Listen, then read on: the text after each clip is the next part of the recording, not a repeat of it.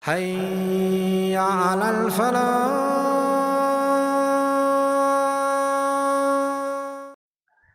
Ibrahim alayhi salam is claimed by the Muslims. I showed you how, in the first point I made, how his connection is to Islam. But we're not the only ones who claim him. Jews claim him. Jews take pride in being the religion of Abraham too. They call themselves the religion of Abraham too. But I tell you something. It's ironic that when the Quran gave da'wah to the Jewish community in Medina, they said, no thank you, we don't need your Quran, we already have what we follow. We don't have to think about this new revelation. We already have our own revelation. And Allah says, وَيَكْفُرُونَ بِمَا وَرَاءَهُ. They don't even believe what they have. They even disbelieve in what they have. Forget what Quran, they don't even do justice to Torah. That's what Allah says about them. But you know one thing that's really important here is Ibrahim, people, you may have heard this. The Quran says that there are people who did not accept the prophets because they said, we will follow our forefathers. You remember this? We will not accept the prophets because we follow our forefathers. So we don't have to do any thinking. All the thinking was already done by our ancestors. Whatever they did, they were older than us, they were wiser than us. So whatever they did must be the right thing. So why should we question it? Isn't that the thinking? And if you question what your parents did, or what your grandparents did, or what your great-grandparents did, then it's disrespectful. It's disrespectful. You shouldn't question what they did. You should just follow it. Ibrahim alayhi salam is actually, if you believe in Ibrahim alayhi salam, then you will never be this way. Because his entire life is about asking questions that gets him in trouble. He never stops questioning. Does he question his father? Yep. Does he question a king? قال ربي الذي يحيي ويميت قال أنا أحيي وأميت قال فإن الله يأتي بالشمس من المشرق فأتي بها من المغرب. He questioned the king. He questioned his father. He questioned his society. He asked questions that got him in trouble. Ibrahim alayhi salam will never accept an answer until you provide him evidence, until you give reason, until it makes sense. Ibrahim alayhi salam is a pure thinker. He's a thinker. He will never take anything at face value. If you and I are the legacy of Ibrahim alayhi salam, then we can never be honored. We can never honor that legacy until we become people who do what? Who think. Who ask questions. Who never take things at face value. Who explore and explore and explore and explore and explore. Who never say, we do this because our parents did it. We do this because their parents did it. Whether you are Muslim or not Muslim, by the way. Whether you're Muslim or not Muslim. Everything you and I do, our definition of right and wrong, our definition of what we must do and what we must not do, what we accept and what we don't accept. أَدْعُو إِلَى اللَّهِ عَلَى بَصِيرَةٍ. I call to Allah with eyes open. That is the legacy of Ibrahim alayhi salam. Never accept anything with eyes closed. Think, think, think. Ask, ask, ask. If you don't understand something in the religion, ask people who know more. And when they give you an answer and you're not satisfied with their answer, you tell them, I am not satisfied with your answer. I need better understanding. You have not only the right to ask, you have the responsibility to ask. You have the responsibility to ask. And this is what we must pass down to our children. This is going to be my final point. It's not about Ibrahim alayhi salam. It's actually the conclusion of all of this.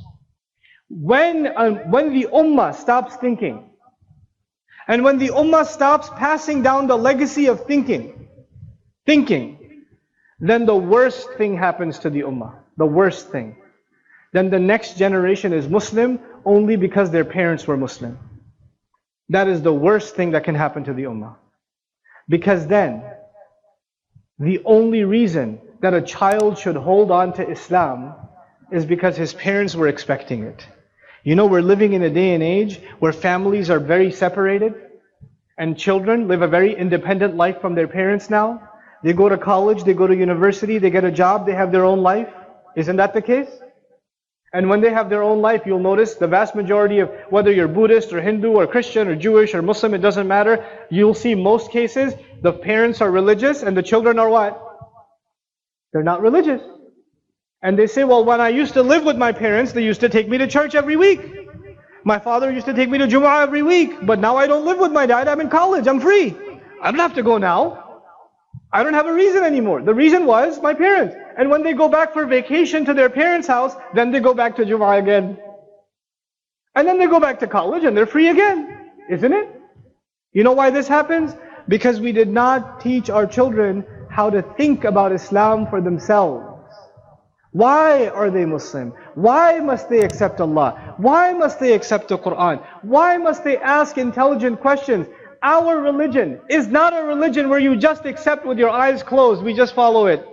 No, no, no, no, no. Ibrahim alayhi salam didn't even just ask people. Look at the legacy of Ibrahim alayhi salam. He even asked Allah, Rabbi arini kayfa tuhyil mawta. Master, show me, how do you give life to the dead? How do you do that? He even asked Allah. And Allah asked him, أَوَلَمْ تُؤْمِنْ? Didn't you already have iman? Didn't you already believe? قَالَ بَلَا وَلَكِنْ لِيَطْمَئِنَّ قَلْبِي. No, that's because I want to satisfy my heart. Allah is teaching us through the legacy of Ibrahim alayhi salam that we should ask questions until we satisfy our heart, until the heart is at peace. You must explore, you must think, and we must inculcate thinking into our children. Unfortunately today, even religious education, Islamic education is not about thinking anymore. Memorize these surahs, learn how to make wudu. Here's the time to make salah. Done. Your tajweed is good? Done. Kids memorize Quran, that means he's already got a ticket to Jannah. Inna lillahi wa inna ilayhi raji'un. This child has memorized Quran, he's reciting Quran, but not for one day did he think about a single ayah of the Quran. How can that be? How can we be the religion? He's reciting أَفَلَا تَعْقِلُونَ وَلَا يَعْقِلُ. He's reciting, why don't you think? And he never thinks. You see the irony in that? You know? مَثَلُ الَّذِينَ كَفَرُوا كَمَثَلِ الَّذِي يَنْعِقُ بِمَا لَا يَسْمَعُ إِلَّا دُعَاءً وَنِدَاءً. This kid is leading Taraweeh. We're celebrating this child has memorized Quran. He's leading the prayer and he's reciting the example of those who, when they hear the call of Allah, it's like they're hearing just the calls of animals. It doesn't make any sense to them. And he's reciting it and he doesn't understand it. This is a tragedy. This is an absolute tragedy in this ummah. And it has to be undone, and this generation will have to undo it. Because wallahi al-azim, you know what is attracting people towards atheism? What's attracting people away from religion? I believe in science, I don't believe in God. There's all these people now. Why? Because they say, well, science, you get to think. In philosophy, you get to think. In atheism, you get to think. When religions don't want you to think, maybe other religions don't want you to think. Our religion is based, rooted in thinking. It's rooted in thinking. And that thinking, that critical questioning, that exploring, that is actually the legacy of who? Ibrahim alayhi salam. We always talk about the struggles of Ibrahim alayhi salam, but we don't talk about the thought process of Ibrahim alayhi salam. We need a bunch of Ibrahim alayhi salams in our society. People who question. They don't just accept what's around them. He was the only one who asked the question. He had no family support, no society support. Young man got himself in trouble for asking too many questions. But you know what? That is what we have to revive. That's what we have to.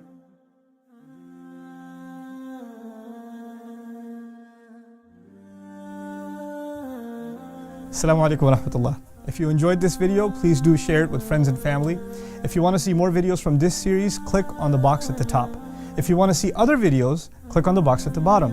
And don't forget to hit the subscribe button. Thanks.